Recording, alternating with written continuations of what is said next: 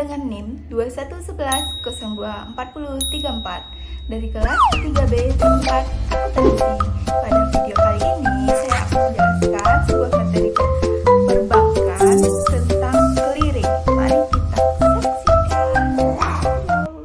Nah, mengenai pembahasan kita tentang clearing, yang pertama akan kita bahas tentang clearing, yaitu pengertian clearing, di mana pengertian clearing ini adalah proses penyelesaian hutang piutang antara satu bank dengan bank yang lain dalam suatu wilayah tertentu, di mana clearing ini diselenggarakan dan dilakukan di lembaga clearing yang bertempat di Bank Indonesia setempat atau yang telah ditunjuk oleh atau lembaga yang telah ditunjuk oleh Bank Indonesia.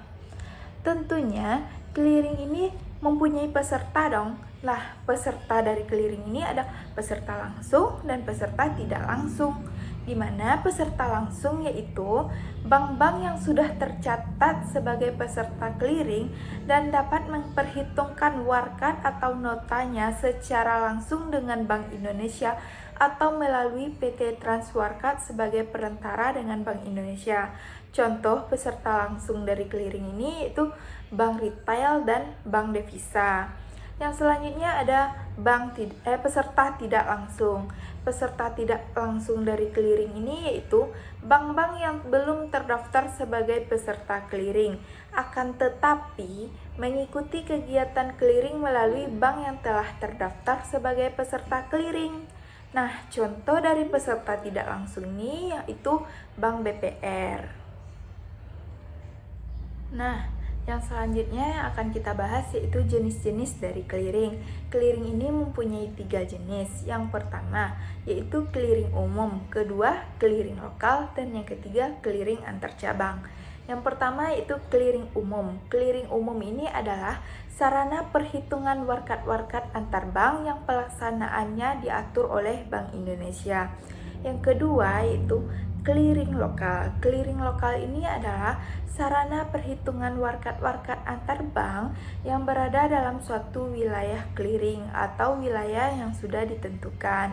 Yang ketiga ada clearing antar cabang, yaitu di mana clearing antar cabang ini adalah sarana perhitungan warkat antar kantor cabang suatu bank peserta yang biasanya berada dalam suatu wilayah kota.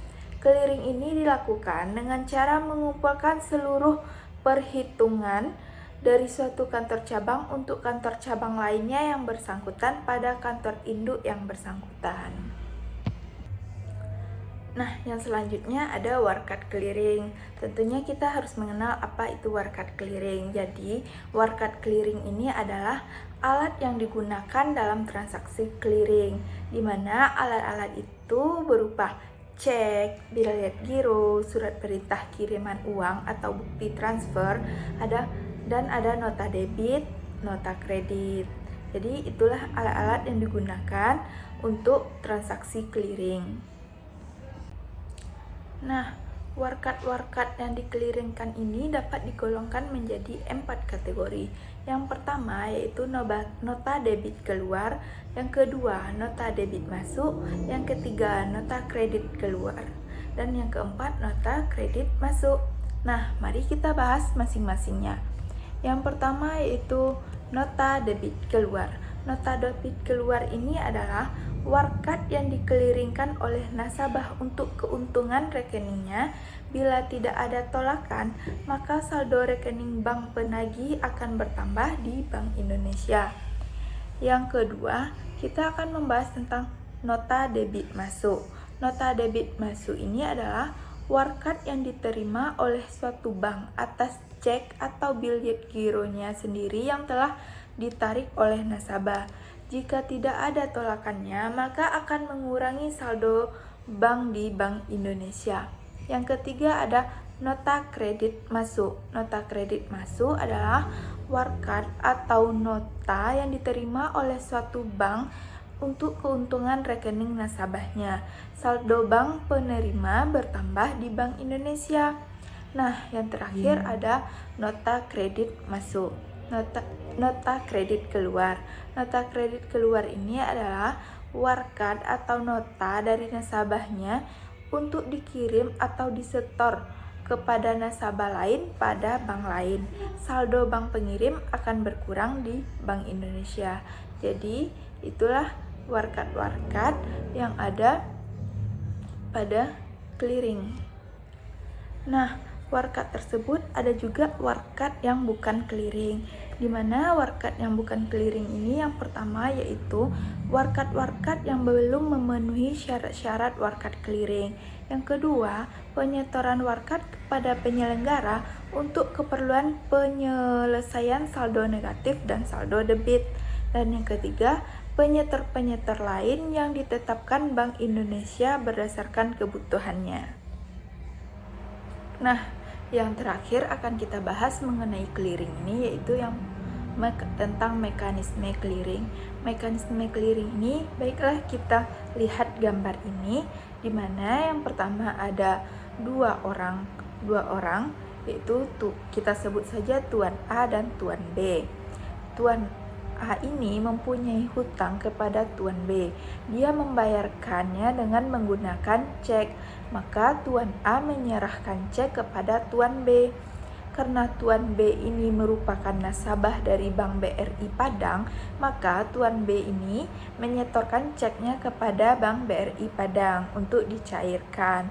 Dari Bank BRI Padang ini, setelah diterima cek dari Tuan B, Bank BRI Padang ini menyerahkan cek ini atau menyetorkannya kepada lembaga clearing yaitu Bank Indonesia. Bank Indonesia ini kemudian melakukan tagihan cek ini kepada Bank BCA Padang karena Tuan A yang menyerahkan cek kepada Tuan B tadi merupakan nasabah dari Bank BCA Padang. Setelah Bank BCA Padang menerima cek dan melakukan pencocokan, ternyata cek tersebut cocok dan sah, maka Bank BCA Padang ini akan mendebitkan saldo dari Tuan A atau mengurangi saldo dari Tuan A. Setelah saldo dari Tuan A ini dikurangi, maka ada imbas baliknya ke belakang dari Tuan A. Setelah dikurangi saldo pada Bank BCA Padang, kemudian ia konfirmasi kepada Bank Indonesia selaku lembaga clearing. Bank Indonesia ini kemudian melakukan konfirmasi kembali kepada Bank BRI Padang untuk menyampaikan bahwa saldo tersebut telah ditambahkan, telah berhasil. Maka Bank BRI Padang secara otomatis akan menambahkan atau mengkreditkan saldo dari Tuan B. Jadi begitulah pembahasan kita mengenai masalah clearing ini. Nah, jadi tadi kita sudah membahas semua tentang clearing. Sekarang kita akan membahas tentang transfer. Ya, yang pertama akan kita ketahui tentang transfer tentunya itu pengertian transfer, di mana pengertian transfer uang ini adalah aktivitas mengirimkan uang dengan nominal tertentu dari satu rekening ke rekening lainnya. Jadi, transfer uang ini juga diartikan sebagai pemindahan atau kiriman uang yang akan diteruskan kepada bank lain. Bank transfer adalah metode pembayaran paling umum. Transfer ini dapat kita lakukan kapan saja dan di mana saja. Nah, yang selanjutnya kita akan mengenal tentang jenis-jenis transfer. Jenis-jenis transfer ada 3. Yang pertama yaitu transfer antar sesama atau antar rekening bank. Contohnya yaitu transfer uang antar sesama rekening BRI dengan BRI atau antar sesama pemilik rekening BNI dengan BNI. Yang kedua, ada transfer uang dari pengirim tanpa rekening. Contohnya transfer uang dengan menggunakan BRI Link. Dan yang ketiga, ada jenis transfer uang dari pengirim tanpa rekening melalui penerima yang menggunakan rekening. Jadi itulah 3 jenis transfer. Nah, yang selanjutnya kita akan membahas tentang media-media dalam transfer. Media-media dalam transfer ini ada banyak. Yang pertama, kita dapat menggunakan transfer melalui teller bank. transfer melalui teller bank ini merupakan cara yang paling umum digunakan oleh masyarakat.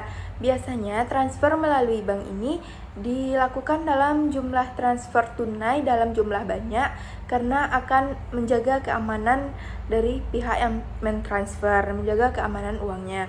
Yang kedua ada melalui aplikasi fintech. Melalui aplikasi fintech ini merupakan aplikasi pihak ketiga yang bekerja sama dengan bank dalam melakukan aktivitas transfer.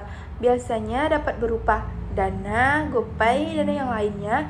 Biasanya aplikasi pihak ketiga ini tidak dikenakan biaya admin dalam melakukan transfer. Yang ketiga ada transfer melalui kantor pos. Transfer melalui kantor pos.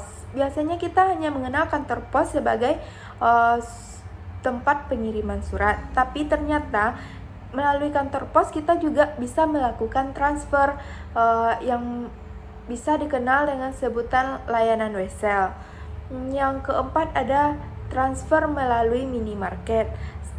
Pada zaman sekarang ini ada banyak minimarket yang menawarkan jasa dalam mentransfer uang seperti BRI Link yang dimiliki oleh minimarket sekarang yang memberikan jasa dalam pentransferan uang. Yang kelima ada transfer melalui Western Union, yaitu transfer yang dilakukan dalam skala internasional. Biasanya digunakan oleh orang asing yang ingin melakukan transfer uang atau mata uang dari suatu negara. Makanya bisa digunakan transfer melalui Western Union. Nah, selanjutnya kita akan membahas tentang sistem transfer. Sistem transfer ini ada beragam. Yang pertama ada BIFAS. BIFAS adalah infrastruktur sistem pembayaran retail nasional milik Bank Indonesia yang dapat memfasilitasi pembayaran secara real time, aman, efisien, dan yang tersedia selama 24 jam. Yang kedua ada sistem transfer yang namanya transfer online. Adalah sistem yang paling sering digunakan oleh masyarakat. Misalnya transfer dari Bank BRI ke Bank Mandiri. Ini sudah menggunakan switching yang menghubungkan antara bank tersebut. Switching yang digunakan beragam mulai dari ATM bersama hingga Alto. Selanjutnya ada SKN, yaitu Sistem Clearing Indonesia. Sistem Clearing Indonesia adalah sistem transfer dana elektronik yang meliputi clearing debit dan clearing kredit yang penyelesaian setiap transaksinya dilakukan secara nasional. Transfer SKN disebut juga dengan transfer lalu lintas giro. Dan yang terakhir ada sistem transfer yang namanya RTGS, yaitu Real Time Gross Settlement. Adalah sistem transfer elektronik di mana bank-bank terhubung dengan sistem RTGS milik Bank Indonesia yang proses transaksinya dapat langsung terlaksana saat itu juga atau real time. Jadi itulah pembahasan kita tentang transfer. Semoga ilmu ini bermanfaat bagi kita semua dan saya masih banyak kekurangan dalam menyampaikan materi. Terima kasih. Assalamualaikum warahmatullahi wabarakatuh. Dadah.